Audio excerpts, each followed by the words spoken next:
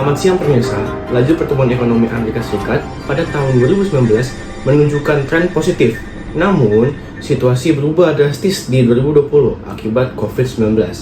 Pertumbuhan PDB, tingkat pengangguran, inflasi, hingga kualitas hidup masyarakat mengalami pergeseran yang signifikan.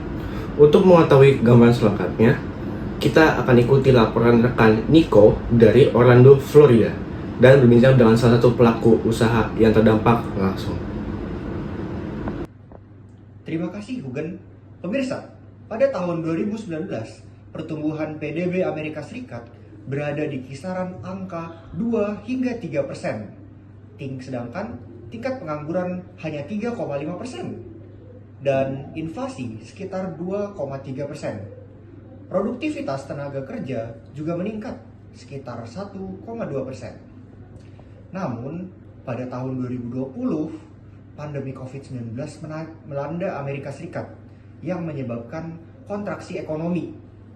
Pertumbuhan PDB menurun tajam, pengangguran naik hingga 6%, dan inflasi berfluktuasi antara 2 hingga 5%. Dan selanjutnya, mari kita tanyakan langsung kepada salah satu orang yang terkena dampak dari hal tersebut secara langsung.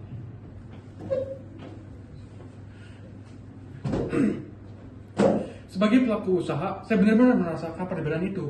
Di 2019, penjualan meningkat, pasokan lancar, dan kami bisa menambah karyawan. Tapi pada 2020, penurunan permintaan sangat drastis, dan banyak rekan usaha harus mengurangi jam kerja atau bahkan tutup. Selanjutnya, beralih ke pembangunan ekonomi Amerika Serikat pada tahun 2019 sampai 2020. Mempertahankan indeks pembangunan manusia di angka 0,92 sampai 0,94, angka harapan hidup berada di sekitaran 78 sampai 79 tahun. Tingkat kelulusan SMA yaitu 85 sampai 90% dan tingkat kemiskinan sekitar 10 sampai 12%. Namun, distribusi pendapatan masih menunjukkan ketimpangan dengan gini indeks di kisaran 0,41 sampai 0,48.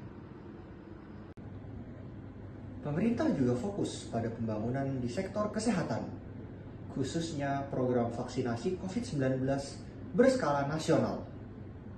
Ini bukan hanya langkah kesehatan, tapi juga strategi pembangunan ekonomi untuk memulihkan produktivitas masyarakat sekitar.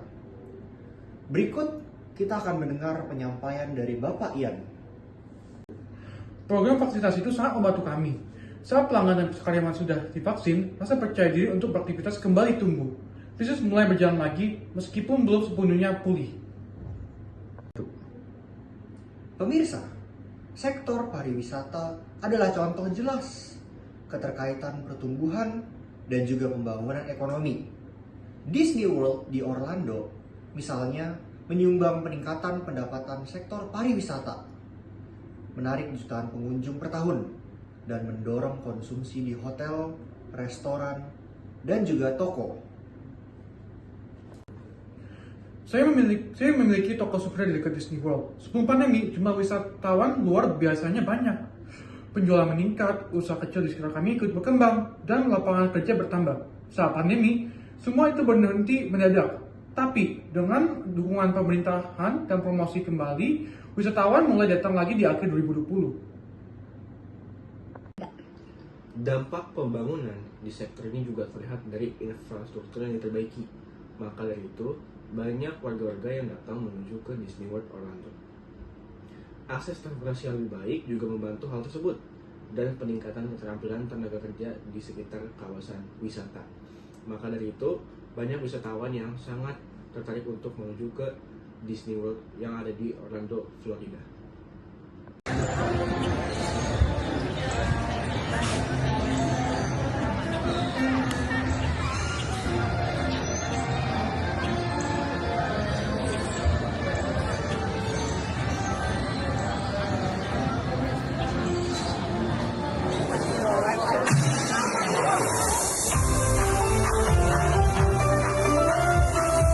To all who come to this happy place, welcome and good morning, everyone.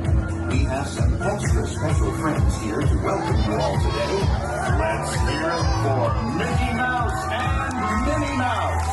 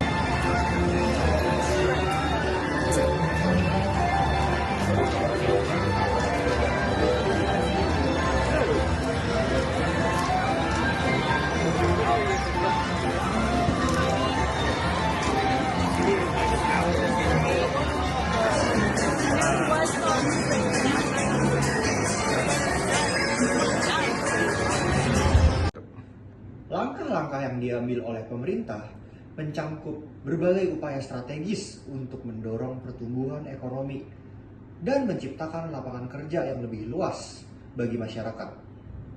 Di antaranya adalah pembangunan infrastruktur secara masif seperti jalan tol, pelabuhan, bandara, serta fasilitas pendukung lainnya yang bertujuan untuk memperlancar arus barang, jasa, dan mobilitas penduduk antar wilayah. Selain itu, pemerintah juga melakukan percepatan proses perizinan usaha guna menciptakan iklim investasi yang lebih kondusif dan efisien, sehingga dapat menarik minat investor dalam maupun luar negeri. Bantuan insentif pajak itu membuat kami bisa bertahan. Selain itu, masyarakat juga ikut membantu, baik sebagai tenaga kerja maupun promotor wisata melalui media sosial. Saya juga melihat banyak usaha-usaha kecil memanfaatkan platform digital seperti GoFundMe untuk mendapatkan modal.